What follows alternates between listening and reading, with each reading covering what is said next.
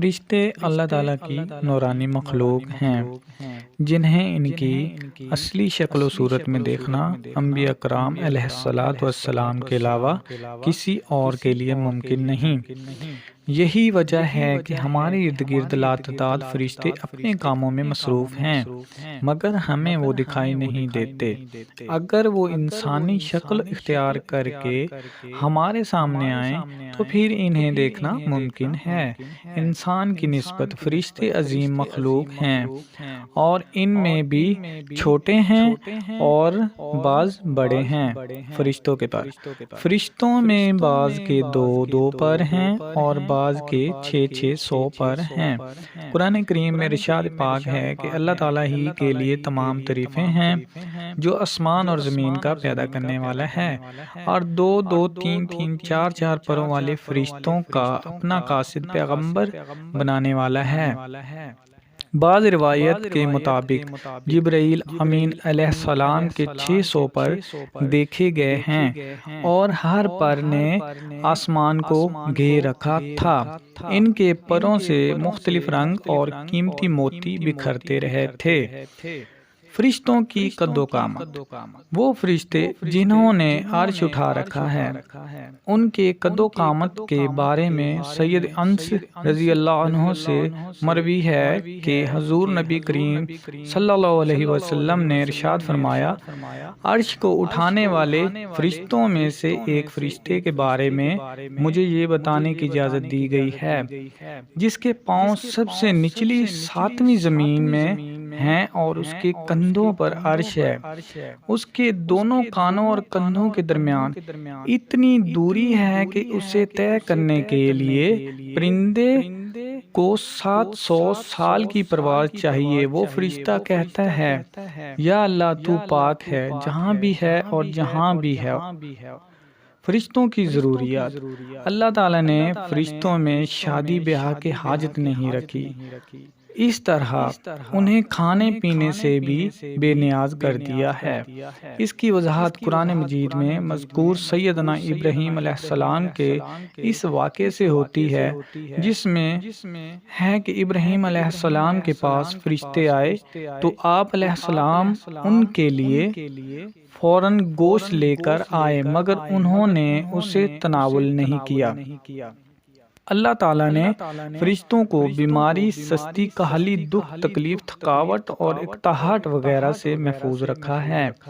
وہ دن رات فقط اللہ کی اطاعت میں اپنے کاموں میں مصروف رہتے ہیں۔ قرآن مجید میں بیان ہوا کہ آسمانوں اور زمین میں جو کچھ ہے اسی اللہ کا ہے، اور جتنے اس کے پاس فرشتے ہیں وہ اس کی عبادت سے نہ سرکشی کرتے ہیں اور نہ تھکتے ہیں۔ وہ دن رات اللہ کی تسبیح بیان کرتے ہیں اور ذرا سی بھی سستی نہیں کرتے۔ فرشتے تقریباً عام طور پر آسمانوں میں رہتے ہیں جو صرف اللہ کے حکم سے مختلف کاموں کے لیے زمین پر اترتے ہیں اور پھر واپس آسمان پر چلے جاتے ہیں۔ قرآن مجید میں ایک اور مقام پر خود فرشتوں کی یہ بات مذکور ہے، ہم تیرے رب کے حکم کے بغیر نہیں اترتے۔ فرشتوں کی تعداد۔ فرشتوں کی تعداد کتنی ہے اس کے بارے میں کوئی تفصیلی نہیں ملتی، کیونکہ اللہ تعالیٰ کا فرمان ہے، تیرے رب کے لشکروں کو اس کے سوا اور کوئی نہیں جانتا۔ بعض احادیث سے معلوم ہوتا ہے کہ فرشتوں کی تعداد بہت زیادہ ہے، بلکہ اندازہ ہوتا ہے کہ انسانوں اور جنوں سے بھی ان کی تعداد زیادہ ہے۔ سیدنا ابو ذر رضی اللہ عنہ سے مروی ہے کہ اللہ کے رسول صلی اللہ علیہ وآلہ وسلم نے فرمایا، آسمانوں میں کہیں 4 انگلیاں جگہ بھی ایسی نہیں جہاں کوئی نہ کوئی فرشتہ سجدہ ریز نہ ہو۔ سیدنا عبداللہ بن مسعود رضی اللہ عنہ سے مروی ہے کہ اللہ کے رسول صلی اللہ علیہ وآلہ وسلم نے فرمایا، قیامت کے روز جہنم کو اس حال میں لایا جائے گا کہ اس کی 70 لگامیں ہوں گی اور ہر لگام کے ساتھ 70,000 فرشتے ہوں گے جو اسے کھینچ کر لا رہے ہوں گے۔ فرشتوں کی ایک اہم خاصیت۔ فرشتوں کی ایک اہم خاصیت یہ بھی ہے کہ وہ اللہ تعالیٰ کے حکم سے اپنی شکل و صورت کے علاوہ کوئی اور صورت بھی اختیار کر سکتے ہیں۔ یہ صورت کسی ایسے انسان کی بھی ہو سکتی ہے جسے دیکھنے والے پہچان لیں۔ انسانوں کے علاوہ کسی اور جاندار کی صورت اختیار کرنے کی فرشتوں کو طاقت ہے یا نہیں، اس کے بارے میں قرآن و سنت میں کوئی صراحت یا ذکر نہیں ملتا۔ البتہ ان کی انسانی شکل اختیار کرنے کی واقعات ضرور ملتے ہیں، جن سے یہ اندازہ ہوتا ہے کہ فرشتے اللہ تعالیٰ کے حکم سے دیگر شکلیں بھی اختیار کر سکتے ہیں۔ سیدنا ابراہیم علیہ السلام کے پاس فرشتے انسانی شکل میں آئے اور ابراہیم علیہ السلام ان فرشتوں کو پہچان نہ پائے۔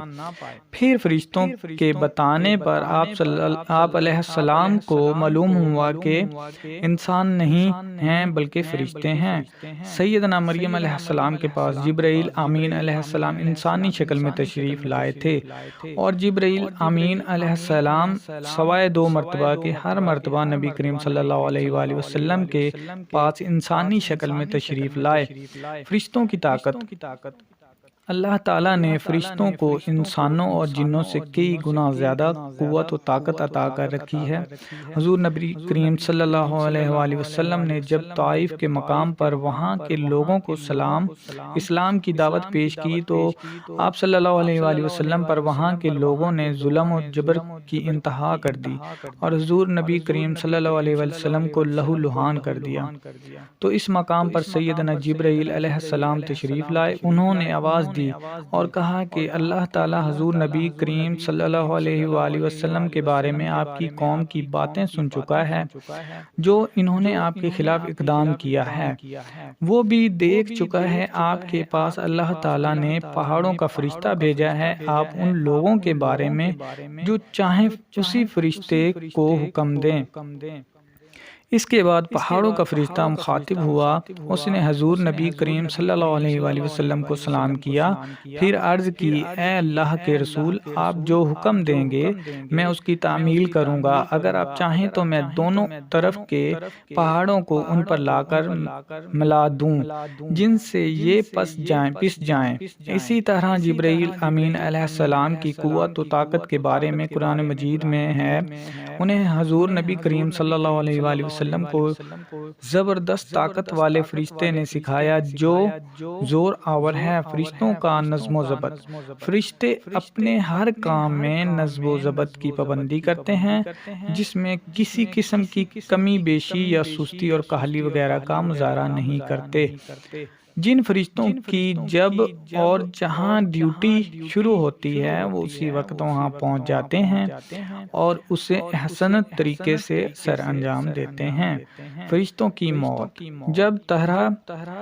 جس طرح انسانوں کی پیدائش اور موت کے مختلف مراحل ہوتے ہیں اور فرشتوں کے لیے یہ مراحل نہیں ہیں، یعنی دنیا میں نئے انسان پیدا ہوتے ہیں اور پہلے ہی موجود انسان فوت ہوتے رہتے ہیں، لیکن اس کے برعکس جب اللہ تعالیٰ نے فرشتوں کو پیدا کیا تب سے وہ زندہ ہیں اور قیامت قائم ہونے تک جب تک اللہ پاک چاہیں گے وہ زندہ رہیں گے۔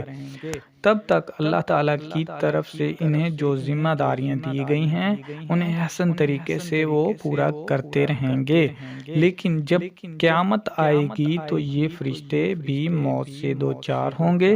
پھر ایک ایسا وقت آئے گا جب کائنات میں اللہ تعالیٰ کے علاوہ کوئی چیز زندہ نہ رہے گی۔ اسی صورتحال کو قرآن مجید میں اس طرح بیان کیا گیا ہے، زمین پر جو ہیں سب فنا ہونے والے ہیں، صرف تیرے رب کی ذات جو عظمت اور عزت والی ہے وہی باقی رہ جائے گی۔ اسی طرح ایک اور مقام پر ارشاد ہوا کہ ہر نفس کو مرنا ہے۔